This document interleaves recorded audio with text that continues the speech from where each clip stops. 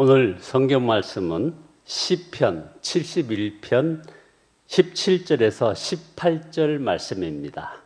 시편 71편 17절에서 18절 말씀 우리 같이 합독하십니다.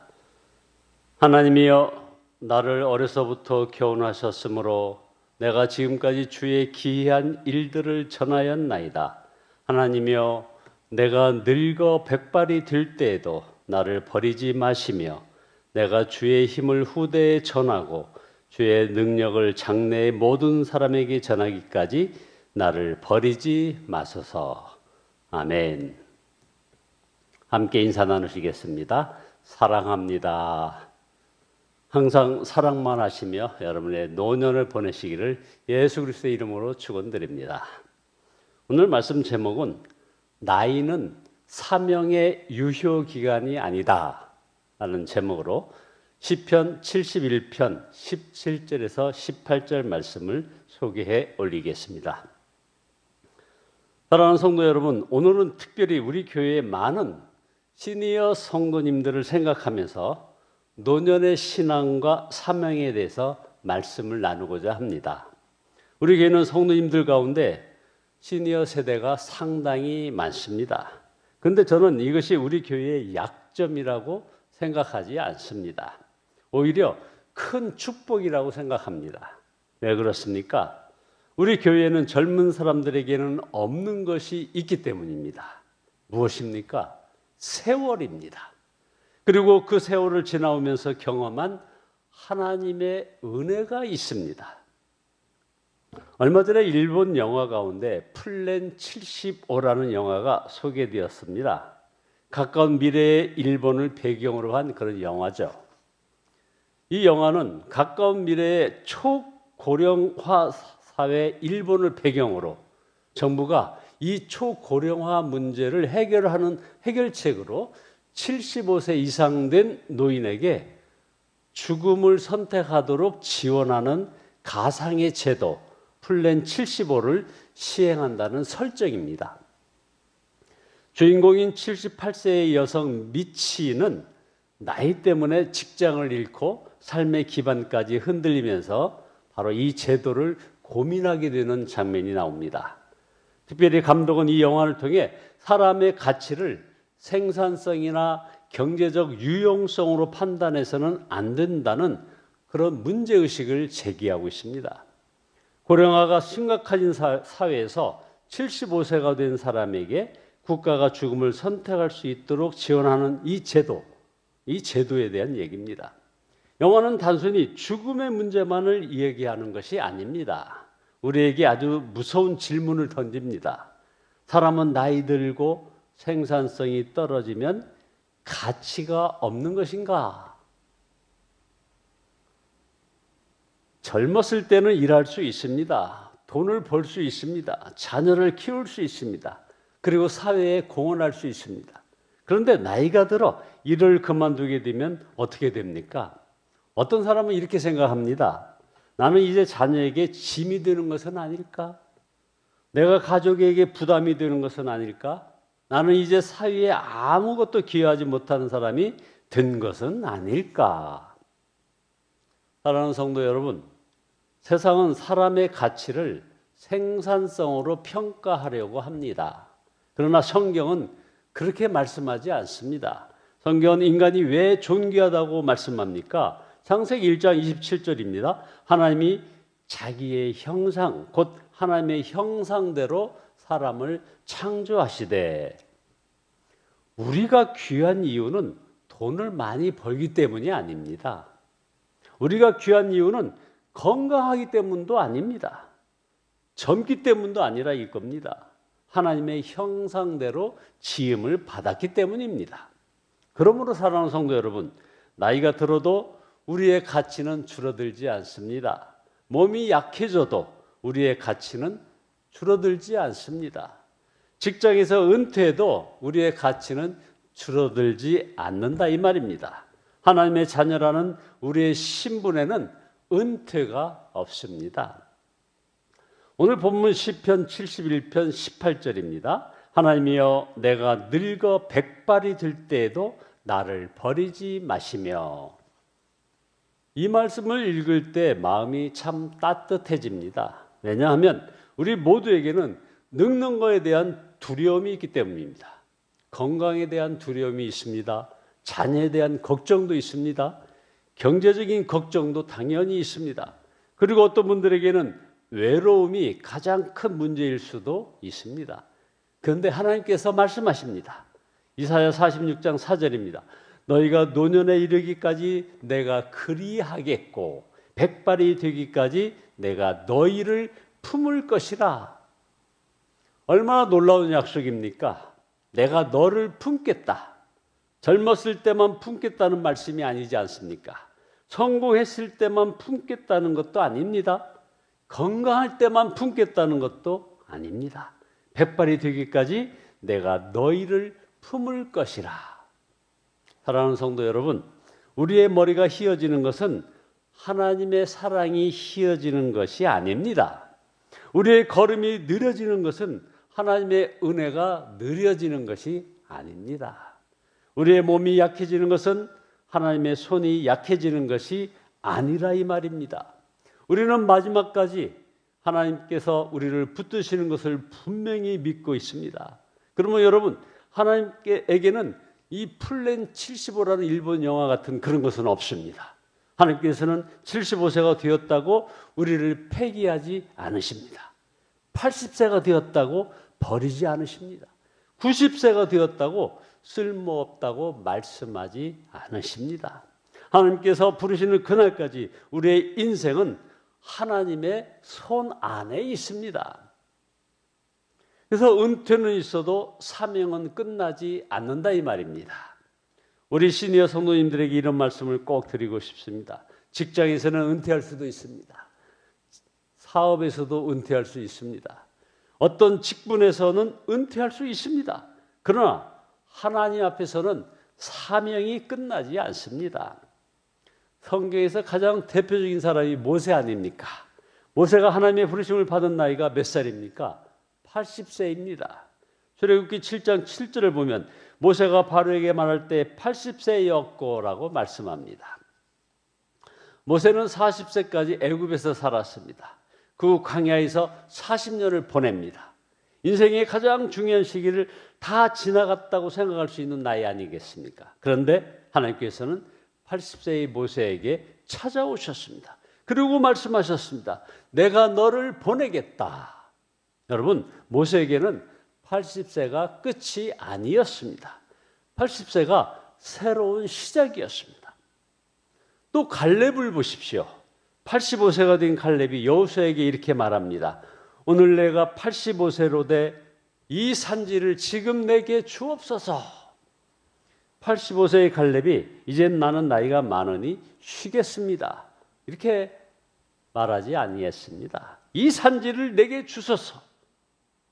그 산지는 가장 막강한 족속이 버티고 있는 그리고 가장 험난한 곳입니다. 그 산지를 내게 달라는 겁니다. 85세의 갈렙이 말입니다. 사랑하는 여러분, 나이는 사명의 유효기간이 아닙니다. 우리의 나이가 많아진 것은 사실입니다. 사실이죠. 그러나 하나님께서 우리에게 주신 사명이 끝난 것은 아닙니다. 노년에는 노년만의 사명이 있습니다. 물론 젊었을 때와 똑같이 할 수는 없습니다. 젊었을 때는 뛰어다니면서 봉사했습니다. 이제는 그렇게 할 수 없을 수도 있습니다. 젊었을 때는 밤새워 일을 했죠. 그러나 이제는 그렇게 못합니다. 그러나 괜찮습니다. 하나님께서는 우리의 방법을 바꾸실 수는 있어도 우리의 가치를 없애지는 않습니다. 젊었을 때는 몸으로 섬겼다면 이제는 기도로 섬길 수 있습니다. 젊었을 때는 직접 사람을 만나 전도했다면 이제는 자녀와 손주를 위해 기도할 수 있습니다. 젊을 때는 교회 여러 일을 직접 했다면 이제는 교회의 다음 세대를 위해 축복할 수 있습니다. 어떤 성도님들 이렇게 말씀하실지 모릅니다. 목사님, 나는 이제 할 수 있는 것이 별로 없습니다. 아닙니다. 기도할 수 있지 않습니까? 기도는 나이가 들수록 더 깊어질 수 있습니다. 젊은 사람이 하루에 1시간을 기도하기 어려울 때 평생 하나님과 동행해 온 어르신이 무릎을 마주하고 드리는 1시간의 기도는 얼마나 귀합니까? 우리 교회는 이런 시니어 성도님들이 많다는 것은 교회에 기도의 저수지가 많다는 뜻입니다. 하나님께서 우리에게 주신 가장 귀한 사명은 이제 다음 세대에게 믿음을 전하는 것입니다. 오늘 본문 18절에서 시편 기자가 아주 중요한 말을 합니다. 내가 주의 힘을 후대에게 전하고 주의 능력을 장래의 모든 사람에게 전하기까지. 여러분, 이것이 노년의 위대한 사명입니다. 전하는 겁니다. 내가 평생 경험한 하나님을 다음 세대에게 전하는 겁니다. 우리에게는 젊은 사람에게 없는 것이 있습니다. 바로 간증이 있습니다. 살아온 이야기가 있습니다.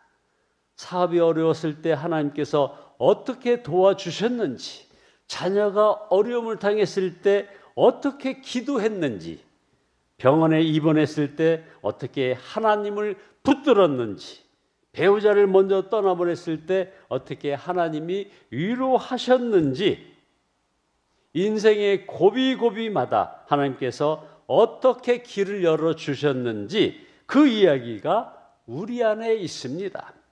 그것이 바로 신앙의 유산입니다. 그러므로 사랑하는 성도 여러분, 자녀와 손주들에게 그냥 물질만 물려주려고 하지 마십시오.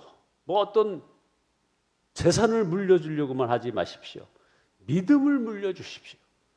우리 할아버지는 어려울 때마다 기도하셨다. 우리 할머니는 평생 하나님을 의지하셨다. 우리 부모님은 힘든 일이 있어도 교회를 떠나지 않으셨다. 이런 기억이 자녀와 손주들의 마음에 남는다면 그것이 얼마나 위대한 유산이 되겠습니까? 고린도후서 4장 16절을 보십시오. 그러므로 우리가 낙심하지 아니하노니 우리의 겉사람은 낡아지나 우리의 속사람은 날로 새로워지도다. 여러분, 이것이 그리스도인들의 노년입니다. 겉사람은 낡아집니다. 인정해야 합니다. 예전 같지 않습니다. 눈도 예전 같지 않고요. 귀도 예전 같지 않고 무릎도 예전 같지 않습니다. 그러나 성경은 말씀하십니다. 속사람은 날로 새로워지도다. 몸은 약해져도 믿음은 더 깊어질 수 있습니다. 걸음은 느려져도 기도는 더 깊어질 수 있습니다. 활동은 줄어들어도 사랑은 더 커질 수 있습니다. 그리고 어느 날 하나님께서 우리를 부르시는 그 순간까지 우리의 속사람은 날마다 새로워질 수 있습니다. 결론입니다. 사랑하는 성도 여러분, 오늘 플랜 75라는 일본 영화에서 시작했지만 우리가 붙들어야 할 것은 영화가 아니라 하나님의 말씀입니다. 세상은 말할 수 있습니다. 이제 당신은 늙었습니다. 그러나 하나님은 말씀하십니다. 내가 백발이 들 때까지 너를 품겠다. 세상은 말할 수 있습니다. 이제 당신은 필요 없습니다. 그러나 하나님은 말씀하십니다. 내가 너를 통해 다음 세대에게 나의 능력을 전하겠노라.